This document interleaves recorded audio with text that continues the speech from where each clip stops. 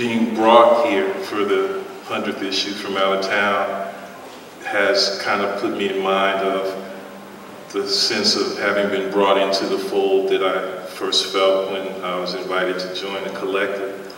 There were people on the collective, Randy Martin and Neil Smith, Toby Miller, Cindy Katz, I know I'm forgetting lots of people who really created a kind of an intellectual home for someone who had, up to that time, felt pretty much intellectually homeless.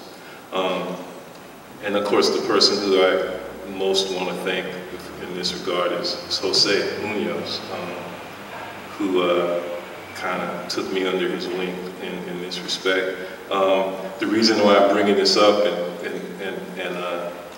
once again threatening or to devolve into sentimentality, which seems to be my primary mode, is that I was thinking a lot about what it means to, what it meant for me, first of all, to be introduced to the journal and to begin to read it in Berkeley, in graduate school, and then my first job at the University of Iowa.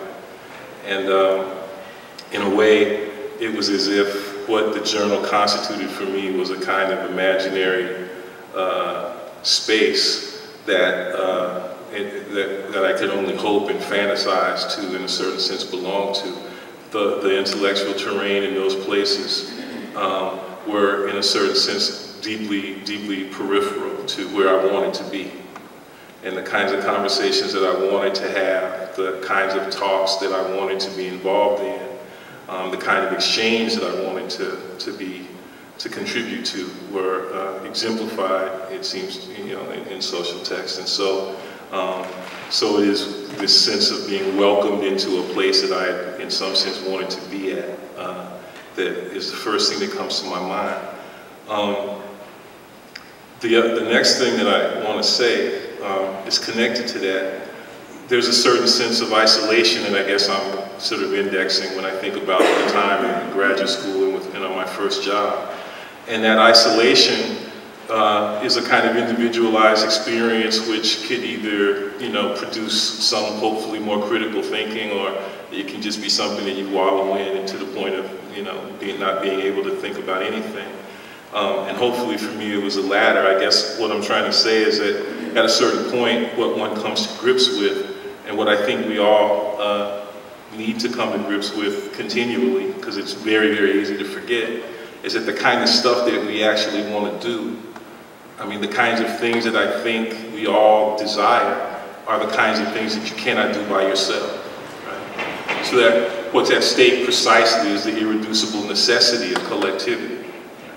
So when I think about being on the social text collective, when I think about reading social text, it is that term collectivity which comes to my mind with the greatest insistence. Now I want to talk a little bit about poetry and art and performance, and I'm thinking very specifically of Tavia's 2 essays and Brent Edwards' essay on poetry in the 100th anniversary issue.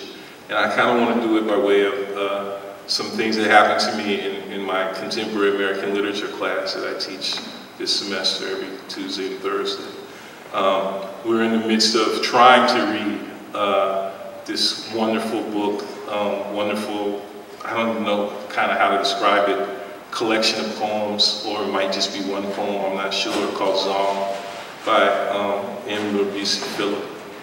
And some of you might know it's a poem which is focused on the telling of what is understood by Phillip to be a kind of fundamentally untellable story of a slave cargo ship, Zong, which in 1790 was left from Liverpool and went to Africa, got a cargo full of slaves, and eventually most of the slaves either were killed or thrown overboard over the course of the trip, the journey in the Middle Passage, and eventually there was a deliberate maneuver to throw about 175 of the slaves overboard after the recognition on the part of the owners of the ship that liability law was structured in such a way as to actually make it possible for them to profit off of this act of murder.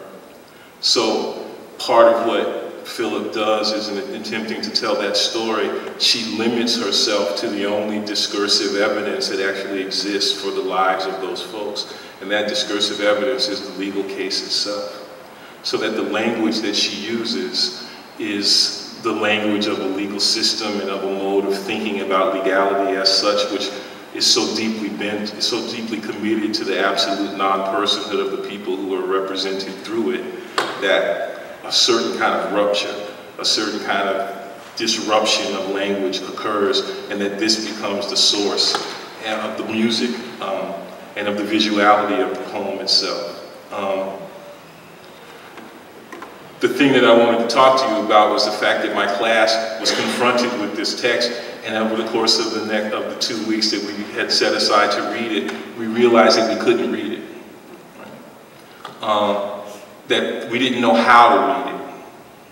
That the text was, there are moments in the text where it sort of fades out, like if you're, when your printer runs out of ink. Right? And that thing that happens when your printer just doesn't work right, and it sort of superimposes one line over another line so that they jumble and you can't see them.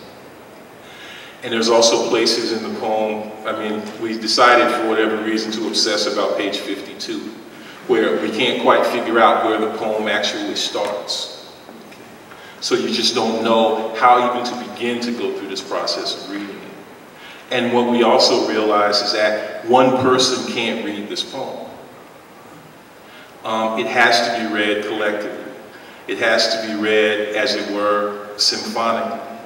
But to imagine some simple, seamless coming together based on some notion of a prior agreement or some notion of a prior already given collectivity rather than a collectivity that would emerge in the process of reading the poem is impossible, right? That what the poem produces, in other words, is this radical kind of requirement on the part of its readers that they have to get together to decide how to get together to read the poem.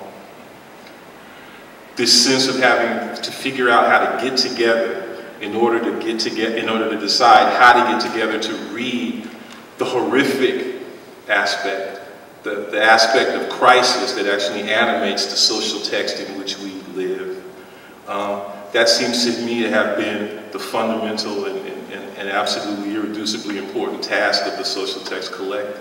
And it's something that I, again, am proud to have had a chance to be connected to and to be brought into myself. There's this sense, ultimately, for me, that the kind of weird, strange, linguistically diverse, overdubbed, underwater murmur that Zong produces is something like the language or set of languages which we still must figure out a way to tap into in the interest precisely of trying to formulate some more adequate sense of not only the horrors that produce our social life, but also the fact that those horrors don't drown out our social life. What's beautiful to me about Zong, and I think this is kind of cool to me about social text too, is that they give the lie to the very scandalous idea of social death. So I'm just hoping that social text will continue to be a zone within which people can come together to figure out how to come together to decide some things about where we need to go, and also to decide some ways to understand where it is that we are and where it is that we've been.